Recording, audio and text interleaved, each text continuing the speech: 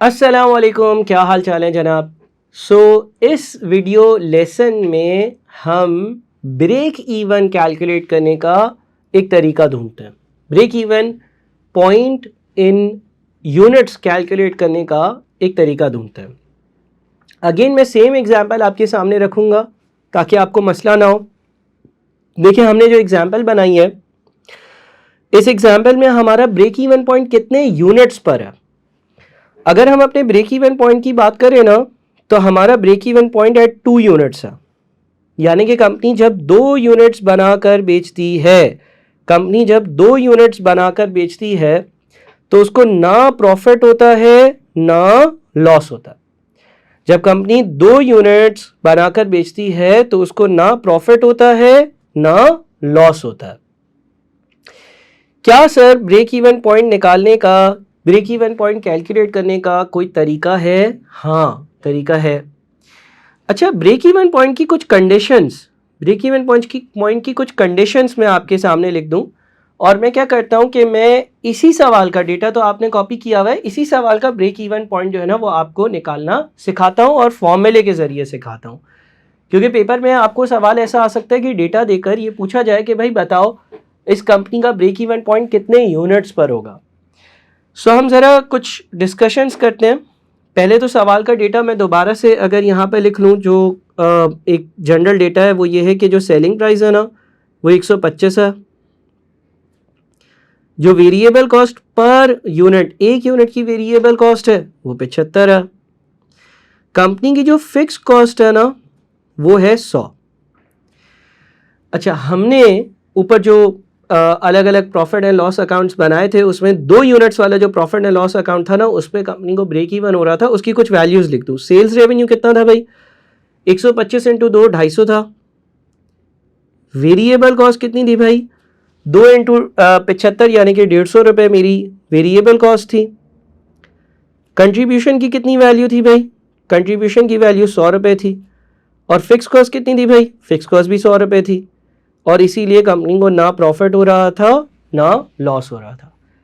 अब break even point की कुछ कंडीशंस। ब्रेक इवन पॉइंट पर क्या होता है? ब्रेक इवन पॉइंट पर नंबर 1, पहली तो चीज आप ये लिख सकते हो कि ब्रेक इवन पॉइंट पर कंपनी को नो प्रॉफिट, ना ही कंपनी को कोई प्रॉफिट होता है, नो लॉस, ना ही कंपनी को कोई लॉस होता है। ठीक है, कंपनी ना कुछ कमा रही होती है और ना ही कंपनी जो है उसकी जेब से कुछ जा रहा है, आप ऐसे समझ सकते हैं। अच्छा, नॉर्मली हमने प्रॉफिट का जो इक्वेशन पढ़ा है ना वो पढ़ा है profit is equals to sales revenue minus total cost. अगर मैं प्रॉफिट कैलकुलेट करना चाहता हूं किसी कंपनी का, तो मैं उस कंपनी के सेल्स रेवेन्यू की वैल्यू में से उस कंपनी की अगर टोटल कॉस्ट, सारे के सारे खर्चे माइनस कर दूंगा तो उस कंपनी का प्रॉफिट आ जाएगा मेरे पास।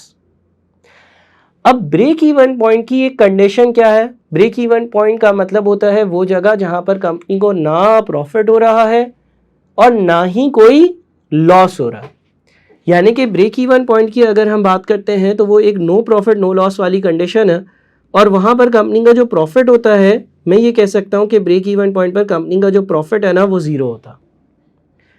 अगर कंपनी का प्रॉफिट 0 होता है तो ये जो profit is equals to sales revenue minus total cost है। अगर ब्रेक इवन पॉइंट की बात करूं, आम हालात पे नहीं, आम हालात में तो कंपनी को लॉस भी हो सकता है, आम हालात में कंपनी को ब्रेक इवन भी हो सकता है, आम हालात में कंपनी को प्रॉफिट भी हो सकता है। लेकिन ब्रेक इवन पॉइंट की अगर बात करूं तो प्रॉफिट 0 होगा। यानी कि ये इक्वेशन बन जाएगा 0 is equals to sales revenue minus total cost.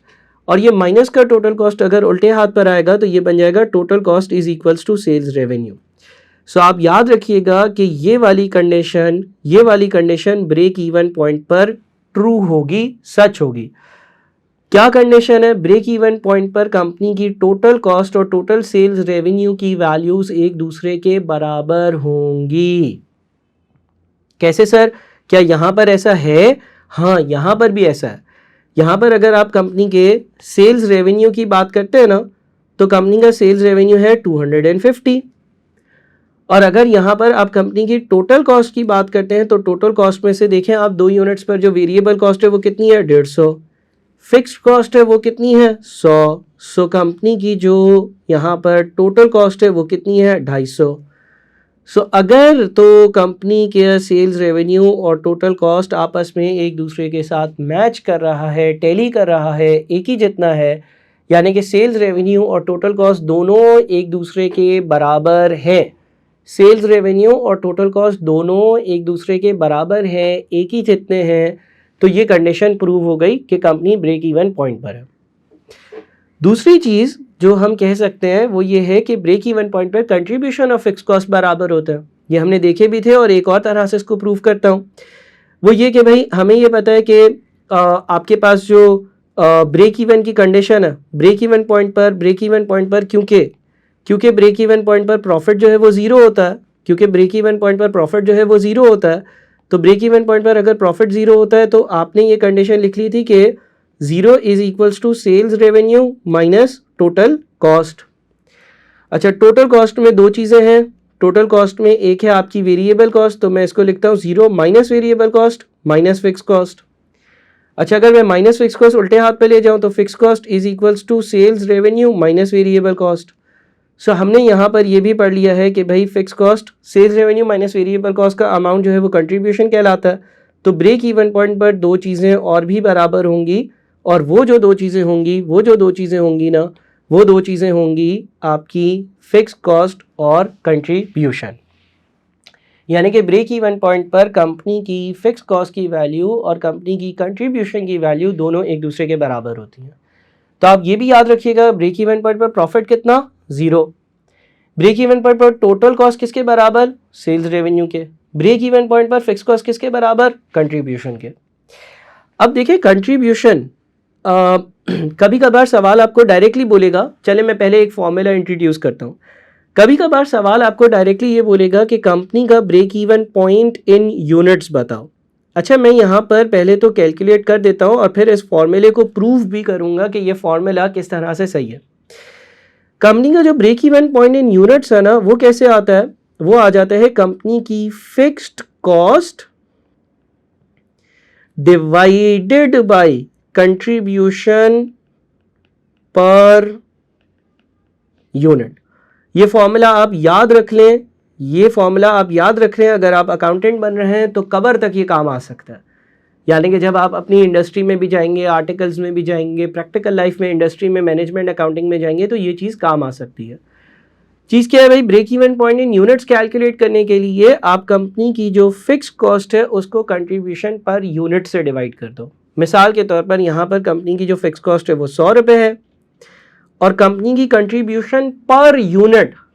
Contribution per unit कैसे आएगी, सेलिंग प्राइस में से वेरिएबल कॉस्ट पर यूनिट माइनस कर सेलिंग प्राइस है 125, वेरिएबल कॉस्ट पर यूनिट है 75, सो कंपनी की कंट्रीब्यूशन पर यूनिट होगी 50। सो आपका break even point in unit जो बनेगा ना वो 2 यूनिट्स बन रहा होगा। और देखिए ऐसा ही है ना कि कंपनी जब 2 यूनिट्स बनाकर बेच रही है तो उसको ना प्रॉफिट हो रहा है ना लॉस हो रहा है। तो आप यहाँ पर इस वीडियो में जो चीज़ आपने सीखी वो ये है कि क्या क्या कंडीशंस है ब्रेक इवन पॉइंट पर, और फिर break even point in units calculate करने का एक फॉर्मूला देखा which is fix cost divided by contribution per unit. मैं इस फॉर्मूले की लॉजिक भी आपको बता रहा हूँ और वो नेक्स्ट लेसन में मैं डिस्कस करता हूँ। बट अगर किसी को वो लॉजिक समझ ना आए तो कोई मसला नहीं है, आपने ये फॉर्मूला जो है ना ये अप्लाई करना आपको आना चाहिए। आपको सवाल में ऐसा हो सकता है कि डेटा ये दिया हुआ हो कि भाई सेलिंग प्राइस है, वेरिएबल कॉस्ट पर यूनिट है और फिक्स कॉस्ट है, और सवाल आपसे ये पूछ ले कि इस कंपनी का break even point in units जो है ना वो आप हमें बताओ। So break even point in units calculate करने के लिए आप फिक्स कॉस्ट को कंट्रीब्यूशन पर यूनिट से डिवाइड कर दोगे। ऐसा अगर आप करोगे तो कंपनी का break even point in units आपके पास आ जाएगा। उम्मीद है कि इस वीडियो लेसन में भी कुछ नई एडिशनल बातें समझने को मिली होंगी। अपना बहुत ख्याल रखिएगा। इंशाल्लाह अगले लेसन में इसी कंटिन्यूएशन में चीज़ों को कंटिन्यू कर और आगे भी डिस्कस करते हैं। Thank you so much.